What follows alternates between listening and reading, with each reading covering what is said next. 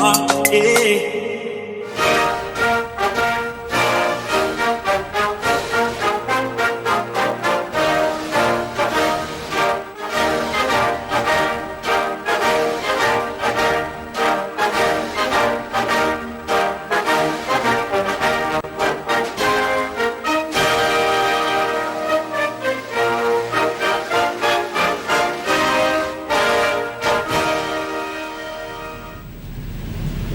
Congolaises, Congolais, mes chers compatriotes, en ce jour du 23 octobre 2020, je m'adresse à vous, souverains primaires, dans un contexte exceptionnel en rapport avec la situation politique que connaît notre pays.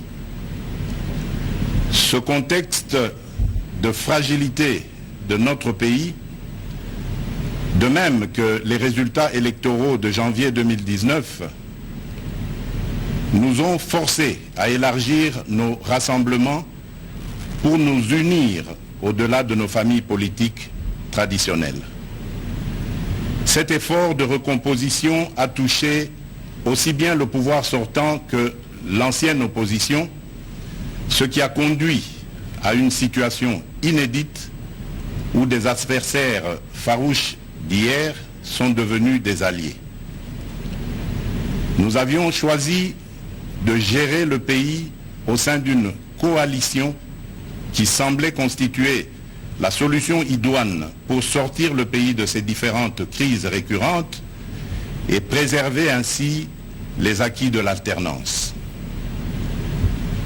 Malheureusement, près de 2 ans après, les divergences qui persistent entre les parties signataires de cet accord plombent les ailes de l'espoir de notre envol vers le développement.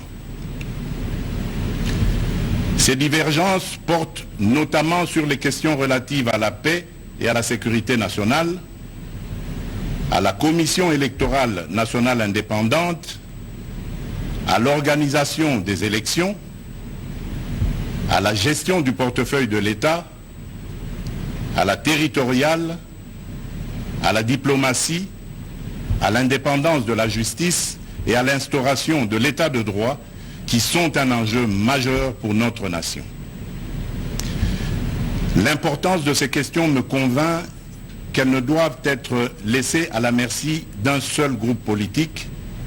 Elles nécessitent un large consensus national. Mes chers compatriotes, la tâche que vous m'avez confiée est immense. Elle comporte dans l'urgence les objectifs ci-après. Rétablir la paix là où elle est compromise et la consolider là où elle existe.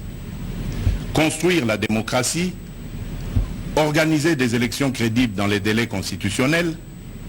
Renforcer l'état de droit. Bâtir nos infrastructures.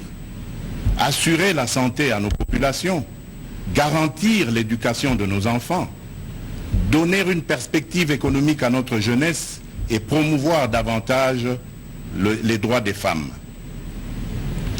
Face à l'ampleur de ces défis, le peuple n'accordera aucun pardon à ceux qui, dans la classe politique, s'évertueront à créer ou à entretenir des entraves au progrès, animés qu'ils sont par une simple stratégie de survie politique ou de positionnement individuel, par la haine tribale, la rancœur ou par la poursuite de la prédation en toute impunité. À ce propos, je salue l'effort d'abnégation de ceux qui, dans tous les camps, se sont démarqués de ces antivaleurs.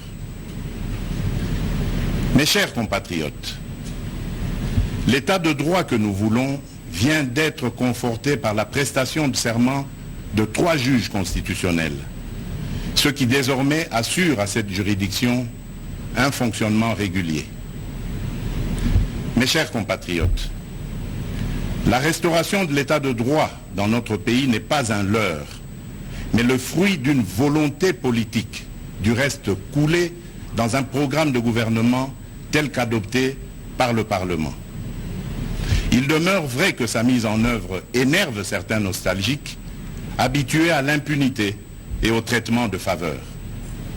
Ceci étant, le partage des valeurs liées à l'état de droit et à la justice constitue la condition sine qua non de tout partenariat aux actions de mon mandat.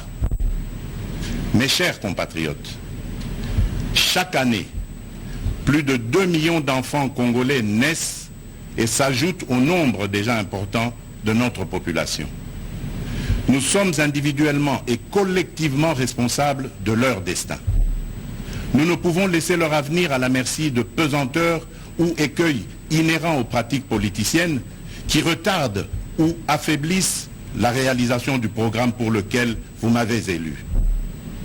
En tant que chef de l'État, représentant de la nation et symbole de l'unité nationale, j'assure par mon arbitrage, en vertu de l'article 69 de la Constitution, le fonctionnement régulier des pouvoirs publics et des institutions, ainsi que la continuité de l'État. Je réitère l'engagement de mon serment de ne jamais faillir à cette mission sacrée et de ne jamais trahir le Congo. Je ne laisserai aucun engagement politique de quelque nature que ce soit primer sur mes prérogatives constitutionnelles et sur l'intérêt supérieur du peuple congolais.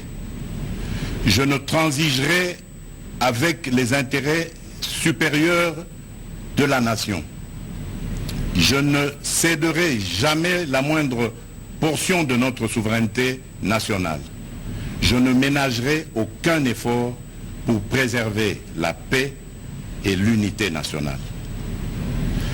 Eu égard à ce qui précède, et considérant que le salut du peuple est la loi suprême, j'ai décidé d'entamer dès la semaine prochaine une série de contacts visant à consulter les leaders politiques et sociaux les plus représentatifs afin de recueillir leurs opinions à l'effet de créer une union sacrée de la nation autour des objectifs précités. Ces consultations visent la refondation de l'action gouvernementale autour des principes de participation à la gestion du pays. À l'issue de celle-ci, je reviendrai vers vous dans une nouvelle adresse pour vous faire part de mes décisions qui n'excluront aucun cas de figure. Debout, Congolais, prenons le plus bel élan pour un Congo fort, libre et prospère. Que Dieu bénisse la République démocratique du Congo. Je vous remercie.